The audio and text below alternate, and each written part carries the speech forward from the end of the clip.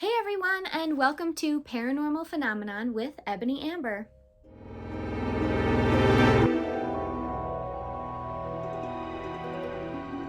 If this is your first time here, be sure to check out my Paranormal Phenomenon with Ebony Amber playlist here on YouTube. My videos feature everyday people who have had extraordinary experiences. If you have watched any of my previous videos, you know that I tend to have multiple guests on at once. But today we're focusing on one person due to the detailed paranormal experience they have had. I first saw Dennis Bullock, who is my featured guest, on the Jeff Mara podcast. If you don't know, Jeff's show also focuses on the paranormal, and I'll put a link to his YouTube channel down below. Let me give you a little information about Dennis Bullock. Dennis is a saxophone player and singer who studied music in New York with a focus on jazz and R&B. He has also performed around the world with some greats such as Prince and James Brown. Pretty impressive. Dennis also conducts energy work, which he attributes to his Native American heritage and the influence of his grandfather. So now that you're more acquainted with Dennis, I'm going to give you a little synopsis of the two stories he's going to share today. The first one occurred in 1994 when Dennis connected with his recently deceased mother, who then gave him information regarding his future. His second paranormal experience happened only a few years later, and this would give him a greater understanding as to what it's like to exist on the other side. So without further ado, welcome to episode 5 of Paranormal Phenomenon with Ebony Amber.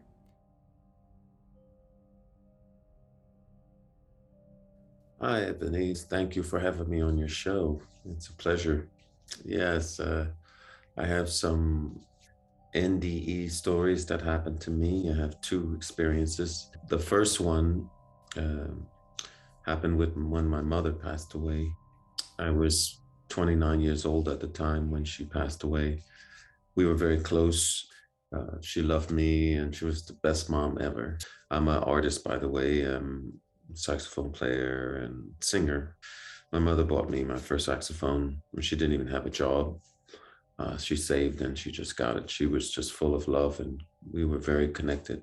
When she passed away, every night for about a week and a half, I would go go to the bar, drink, and then come back home, go in my room and sit on the side of the bed and cry myself to sleep. That was my routine for a week and a half. And one night, I came home after going to the bar. I came home and was going to do my routine. I was in Montreal, Canada at the time. This particular night, I came in the room, I turned out the light as normal. I sat on the side of the bed and I went to go to untie my sneakers. And I looked on the ground and I saw that there was light. And I knew I had turned out the light. So I said, what's that? How could there be light? I know it turned out the light. And here's the crazy part. The minute I looked up, I saw this, like the sun you see in the sky was exactly inside my room. Out of that sun came two other lights, smaller lights. They were like stars, I would say. And this was one big star and one smaller star, and the smaller star was my mother. And I recognized that it was her. And the first thing I said to her was, hey, it's like that over there. And by the way, this light that came in my room was overwhelming with love. It just washed over me like an ocean. Like you go into a beach with dry clothes on and the waves are too high for you and it just covers your whole body. It was incredible. It was incredible. That's why I said, it's like that over here, Mom. And she said she wanted to tell me some things in the future, 1 week in the future, that I would never doubt that this situation ever happened. So she told me, first thing she told me was that I would get a job, a music job, because like I said, I'm an artist, but we hadn't had jobs in about 3 weeks. So she told me the next week I would get a job. And at this job would be a bouncer. And she said that he would be a homosexual, and that not to get into any kind of fight with him because he was a psychopath also. Not that I have anything against anybody who's gay or lesbian, but she said don't get to a fight with him, because she said that there was two timelines or two possibilities that would happen. She said the first would be that he would kill me. And the second possibility was that I would kill him, but I would go to jail for the rest of my life. So I told her, no, Mom, I'm gonna listen to you. You told me I won't do it. And the second thing she said was that the girlfriend that I was with at that time, she said that she has 3 children that I don't know about. She said that she was going to try to have a fourth child with me against my will, like maybe tell me she was on birth control when she wasn't, stuff like that. She told me all of these things so that I would know that this is real. It's not a dream. It's not a imagination. This is real. So then I asked her, because there was another light with her, and I said, who's this light, Mom? Who is this? And the light answered me and said, I'm an escort, like an angel, but an escort angel. And it said, well, its exact words, it said, this is an interruption in your life.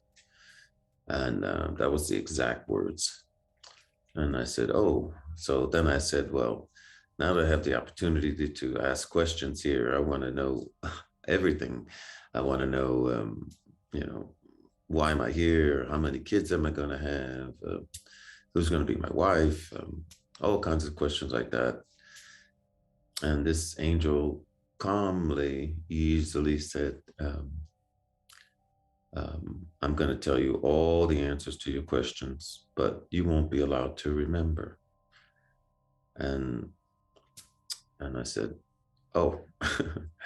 I said, okay. So it did answer all my questions, but I was not allowed to remember. I was only allowed to remember what my mother told me. After that, they began to pull away. My mother said, I love you, and that she's going to always be around me, but I would not be aware of her as much as I am now. And they slowly pulled away like an ice cube in a glass that would melt. And as they pulled away, big tears burst out of my eyes, because I knew that nobody would ever believe me that this happened.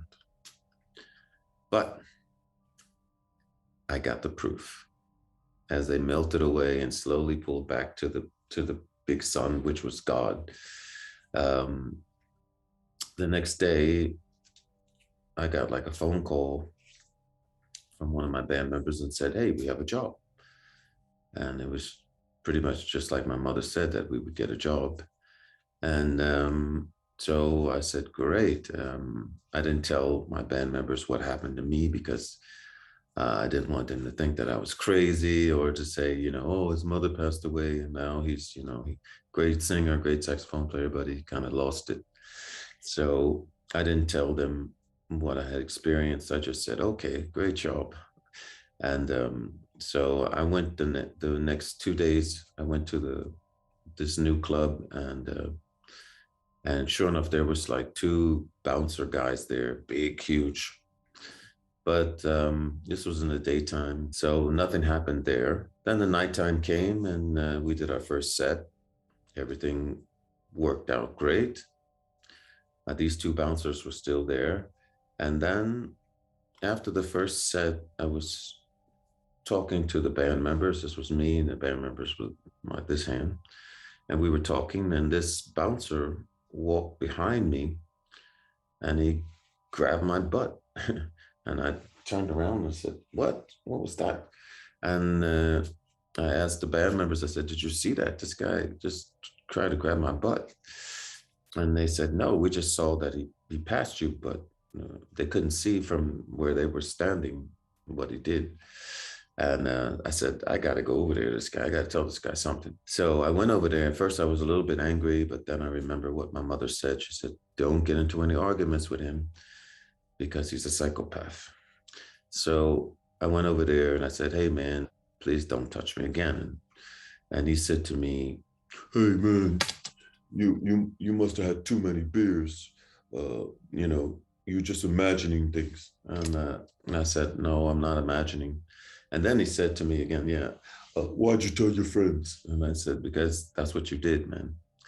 Uh, Please don't touch me anymore. And I then walked away from him because I thought if I stayed any longer, the conversation would begin to go towards anger and towards a fight. So I just said that and I said, thank you. And I left. I said, please don't touch me again. Thank you. And I left.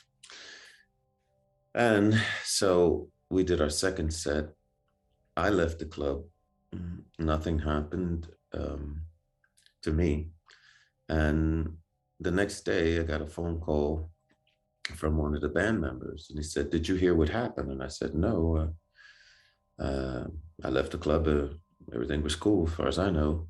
And they said that this bouncer, the guy that you said tried to touch you, um, he went crazy onto the club owner and he broke both of the club owner's rib cages, both, and he went to jail for manslaughter.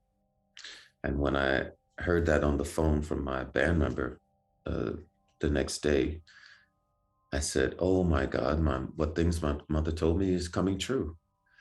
And I said, "I got to find out if the other stuff is true about my girlfriend." So immediately I called my girlfriend at the time, and she answered the phone, "Hello, hello," and I said, "Hey, it's me. How are you?" I said, "I have a question for you." And she said, "What?" And I said, "Do you have 3 kids?" And the phone was a big pause, silence, and then she said, "Yes. Who told you?" And I said, no, this can't be true. I said, let me ask you again. Do you have 3 kids? And she said, yes, but who told you? And I said, you won't believe me, but I'm going to tell you anyway. My dead mother told me. And I said, we've been seeing each other for a year and you've been telling me, you've been lying to me basically. And you never told me about 3 kids. You never had 3 kids as far as I knew.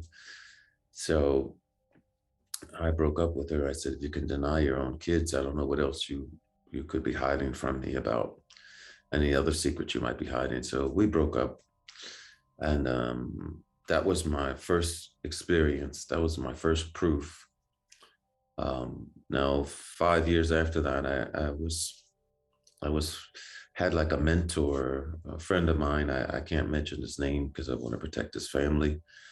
He was a great singer, and he had record deals in Germany. He had record deals in Canada and a lot of different places. And I was following him because he had everything, and it was everything that I wanted to be.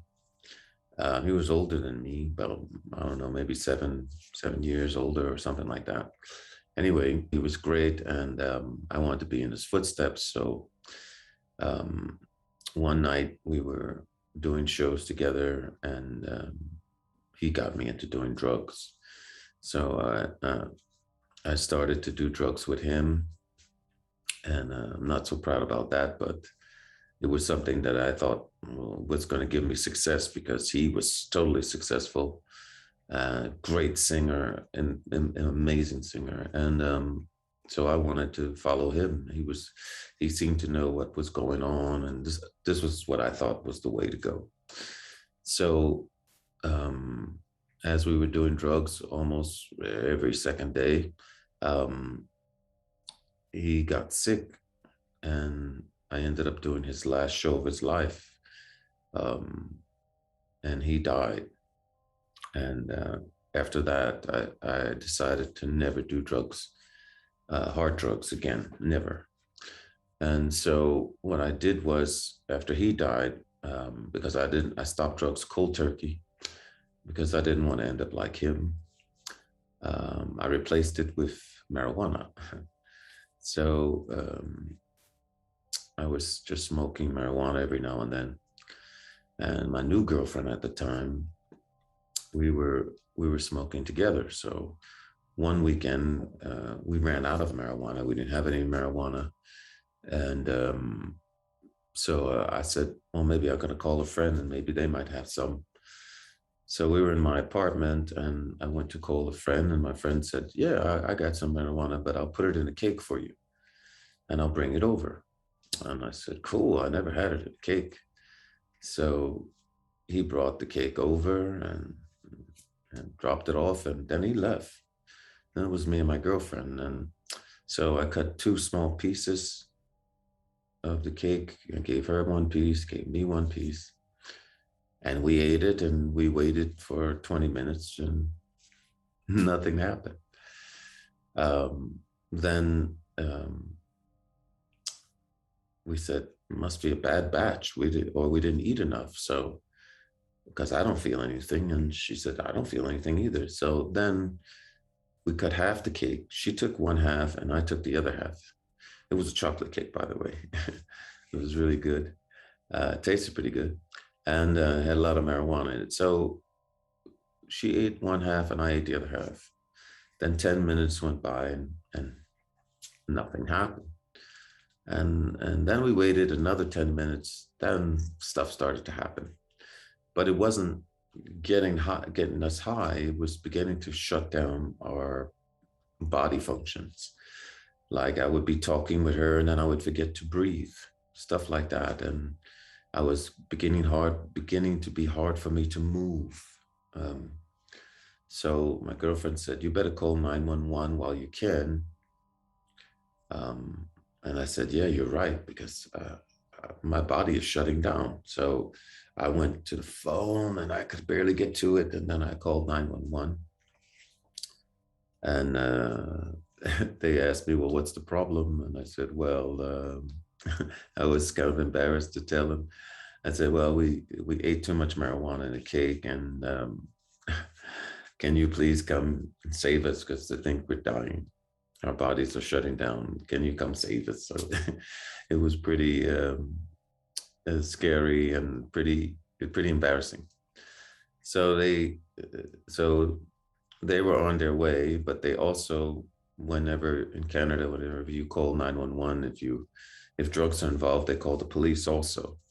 So the police was on their way also over. So they came first, the police, but there was no more marijuana here because we had already eaten it all. So they couldn't charge us with anything. So they checked the place and they left. Then the ambulance came, and they took us uh, to the hospital. We were living on the third floor, so they had to go downstairs. And this was by the way, at 4 o'clock in the morning. So my neighbors were looking at the window like, "What happened to them?" It looked like a scene from Mick Jagger overdosing, or in the Rolling Stones, or something crazy, flashing lights everywhere at 4 o'clock in the morning. And we were taken by ambulance, because I mean, we couldn't. By the time the ambulance came to our apartment, I could barely breathe. My heart was trying to pump, and I was relieved once they got there, because I knew I didn't have long to live if they didn't come right away.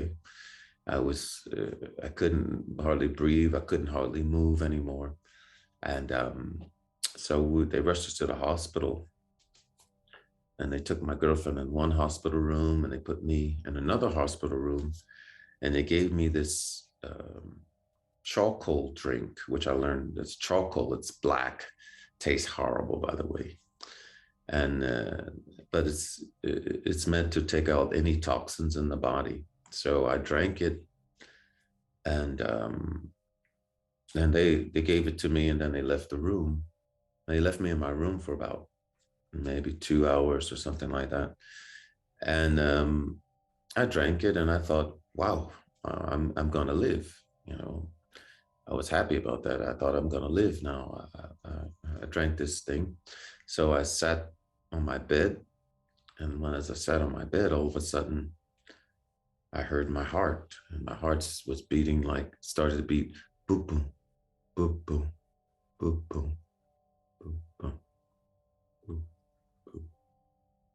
And then it stopped.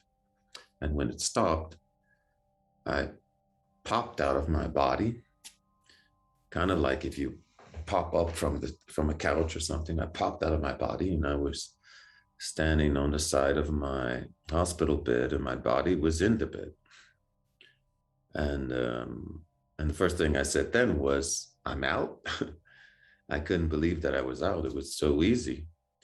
And I looked at my hand, and when I looked at my hand, the best way to describe it is if you watch TV and you watch television too late and they run out of programs and it just goes into static, like static. And in that static, it's like little colors. If you really look hard, it's not just gray, it's little colors. And that's kind of a little bit like what my hand looked like. It was kind of like a grayish, bluish, light bluish tint to it. And I was looking at it, and then there was a sink in my hospital room, with a drop of water just going boop, boop, boop. And for some odd reason, as a soul, my curiosity was at 1,000%. I don't know why, but I was curious about everything. And a drop of water to a soul was the most interesting, fascinating thing that it could ever be. So right away, when I heard the drop of water, my attention went to the drop of water, and I saw that if when I wanted to see the drop of water up close, my vision just went very close to it and far back away. And then I said, I had a thought to myself, I would like to see that drop of water on every angle. And then I just opened my hand, and 5 of me appeared. One was on the right, one was on the left, one was on the bottom, one was right in front of the water, and one was watching the water, watching them watch the water. And I was watching all of them.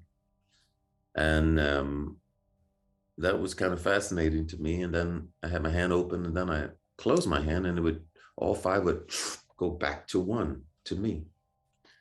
And I opened my hand, and they would appear again at the water, and I closed my hand, and they would go back to me. And I kept that fascinated me, so I kept doing it, buttoning back, back forth, and then I said, I'm going to put a little shake in it, and then I opened it up with a little shake, and they would appear with just a little shake. So I was having fun, back and forth, shake a little bit, not shake, and it was nothing to divide myself. It was quite easy. And then I heard a voice kind of coming from behind me, and it was kind of like a parent that would tell its child in the playground, "Don't run so fast around the corner, or you might fall." And this voice kind of said, "You better get back into your body, or otherwise you might have to stay." And I said, "Oh yeah, you're right." And here's another thing I want to say is that I never wanted to look at my dead body, because I was afraid that I would see my dead body and it might have some horrible expression on it, and that would scare me. So I never wanted to look at my dead body, but I knew it was, over there. So I pointed myself in the direction of the bed, and I just pointed my soul, and I flew right back into my body. And then my heart started to beat. Oh yeah, and there's another thing. While I was out of my body, I was getting information. Information was swelling about life, about why we're here, all kinds of answers to life, and like an Alka-Seltzer tablet. If you put an Alka-Seltzer tablet into water, it starts to dissolve. But with me, it was the opposite. It was like I was filling up with information. The longer I stayed out there, the more information I had. First, I could I understood that I could divide myself. And oh yeah, there's another thing.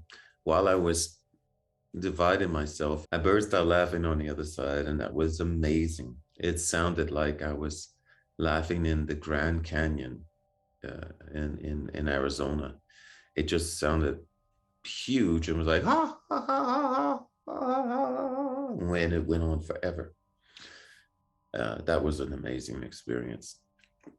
So yeah, so I got a lot of what I call downloads from the other side, information about why we're here, what's it all about, some information about Jesus, some information about God, and about what's happening in the world, and what the world is, um, what's happening with the earth.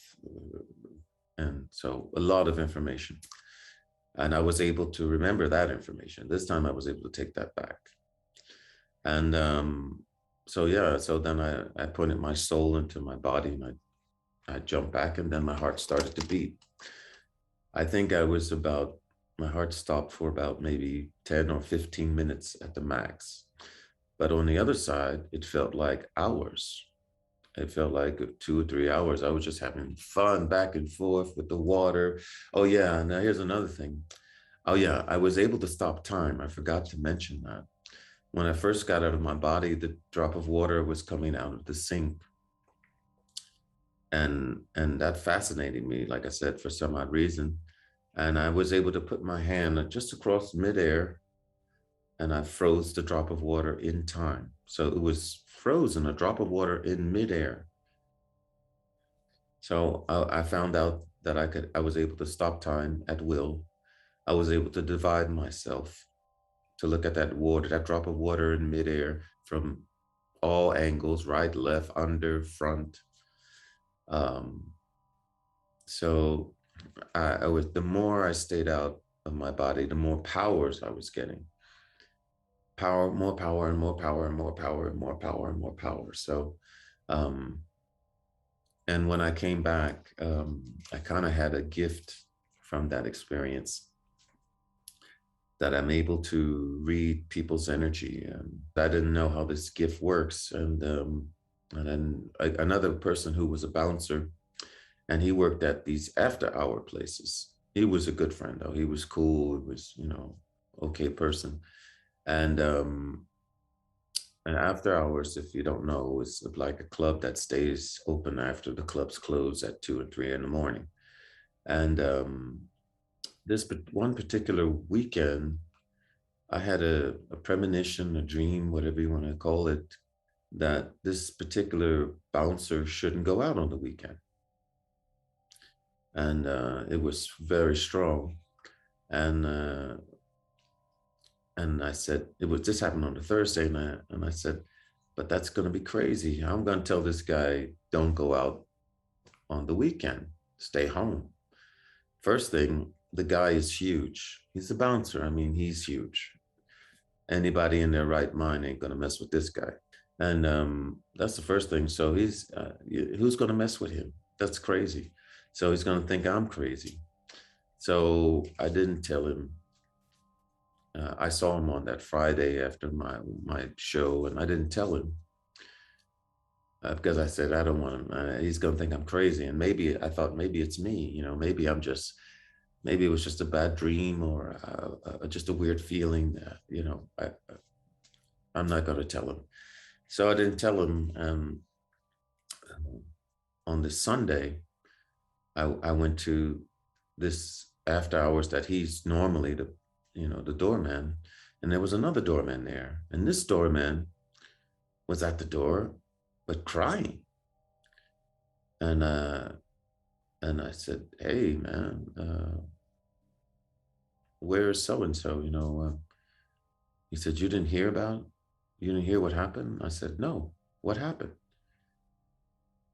And he said, well, the bouncer you're talking about, he met a girl on Saturday night, and he took her to a hotel, and she waited till he fell asleep, and she cut his throat, and he died of loss of blood. He tried to stop her, but it was too late. She had already cut his throat up too badly, and he lost blood, and he just died.